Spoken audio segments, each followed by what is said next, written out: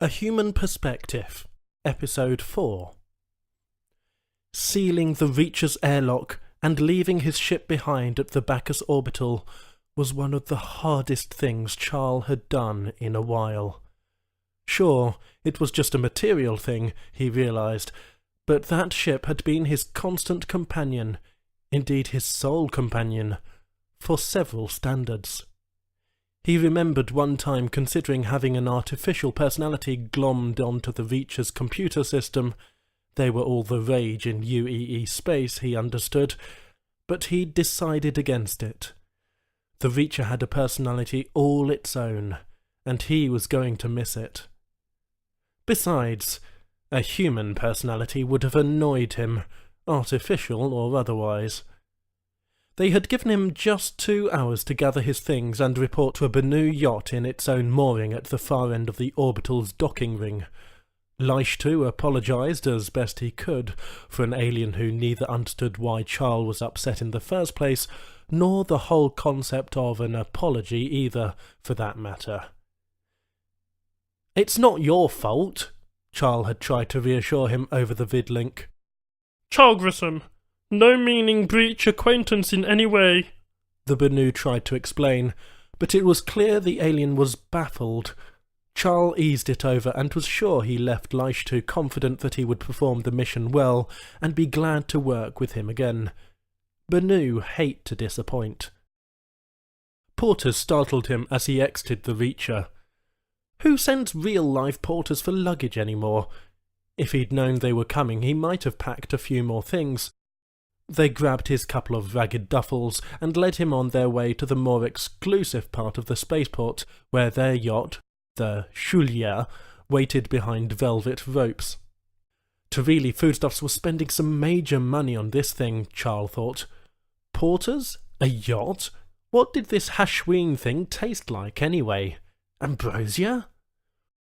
They stowed his gear in a stateroom that was way nicer than he needed, and left him to his own devices. They had even adjusted the temperature and lighting to more human norms. The yacht's head steward, it had several stewards, let him know they would depart for the first jump point in less than an hour. Like most passenger ships, he would get a 2-minute warning as they approached each jump point along the way, so he could prepare for hyperspace travel's mild discomfort. All things being equal, Charles would have stretched himself out on the stateroom's big bed, ordered room service, and relaxed. But things were not equal. As he came on board the yacht, he had seen that the stateroom just across the corridor was already occupied. She was here. Despite himself, his heart beat a bit quicker. Charles hit the comm button and the steward's face appeared on the screen. "Yes, Charles Grissom." "Are there any other staterooms available on this thing?" he asked. "Is something unpleasing for you?" No, this stateroom is fine. Is there any alcohol on this boat, or can you synthesize some?" "We can synthesize anything." "Whiskey, then. Rye, if possible." Charles settled into his stateroom as best he could. He flipped through the hundreds of vid entertainment channels, all Banu, which he normally enjoyed, but couldn't settle on any of them, so switched to soothing ocean sounds for a while, until he lost interest and switched it off. He drank what the steward delivered sparingly, just enough to keep from thinking too much, but not enough to get really inebriated. It tasted pretty foul anyway. He even busied himself, hanging his wrinkled clothes in the closet and arranging his personal items in the wet room, another Banu oddity. And he ignored the message waiting icon swirling on his comlink. It was her. He knew it without even looking. He took a swig of his drink, hoping to at least dampen his anxiety, if not completely drown it. "It's just a woman, Charles," he admonished himself. 2 hours passed before he heard a gentle knock. He took a fortifying drink, and then opened the door.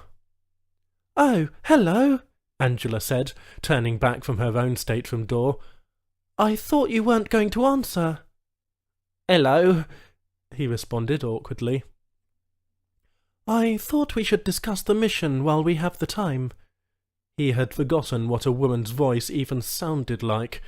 He had to admit, she really was lovely too. Not that that should even matter. He caught himself straightening. "Well, we'll get to the planet in, 12 hours or so? We could probably catch up during planetfall." It hadn't even occurred to him that they might discuss the particulars. That's how long he had been working alone. If Angela picked up on his uncertainty, she made no obvious reaction other than to stare somewhat blankly. Was she pouting a little, or did she always hold her mouth that way?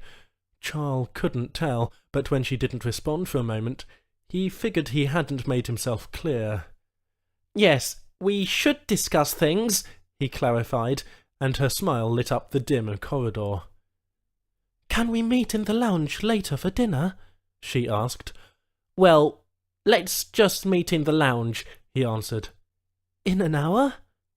"An hour's fine," he said, and slid the stateroom door closed, then took a deep breath. He drowned the rest of his drink to slow his pounding heart. Alarm bells went off in his head. "Don't let your biology get the better of you, Charles." Intellectually, he told himself they were just meeting to talk about the job, and rationalised a quick bath, shave, and selection of his nicest shirt as just good manners. Angela had changed her clothes too, Charles noted, to a peach blouse and dark slacks.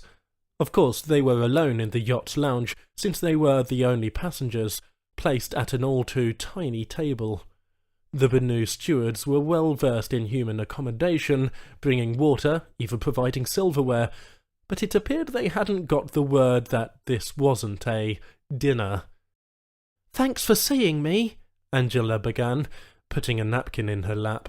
"I was beginning to think you were ignoring me." "Well," he fidgeted slightly, "don't take it personally. I've been out in space for a long time. They warned me that you would prefer to work alone.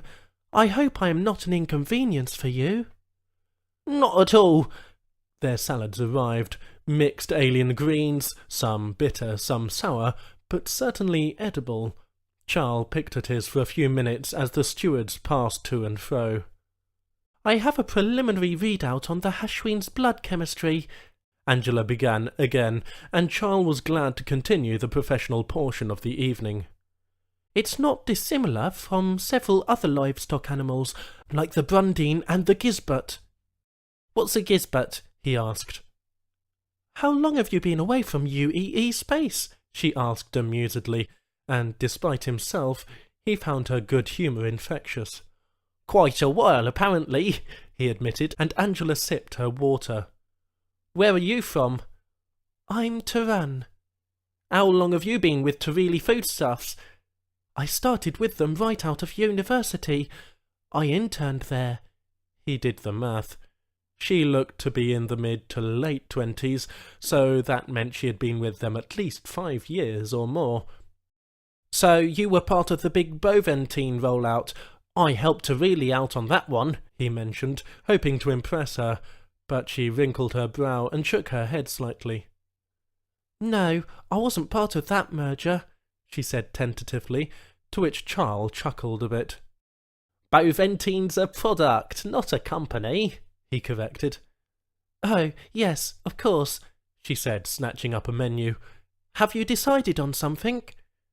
"No," he said, opening one for himself. "I wasn't really planning on eating anything, but I guess I'm hungrier than I thought. You've barely touched your salad," he pointed out. "It's sort of strange, don't you think?" "Good for a Banu cuisine, if you ask me." They both ordered and shared some minor chit-chat. Safe topics only. The differences between Banu and humans, inconveniences of space travel, and so on.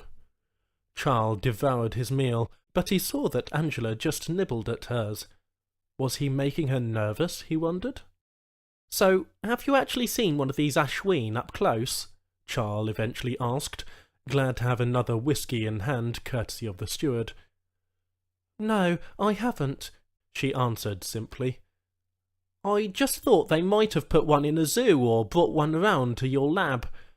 "No, nothing like that." She got the blank expression again. like she was lost in thought. "They only brought us a blood sample," she continued finally, and another awkward pause followed. Charles got the definite impression she was nervous or socially awkward, or a little of both. It had been so long since he'd been with a woman it was hard for him to tell, but the notion put him a bit at ease. "Well, I think we'll learn a lot more when we get to the planet."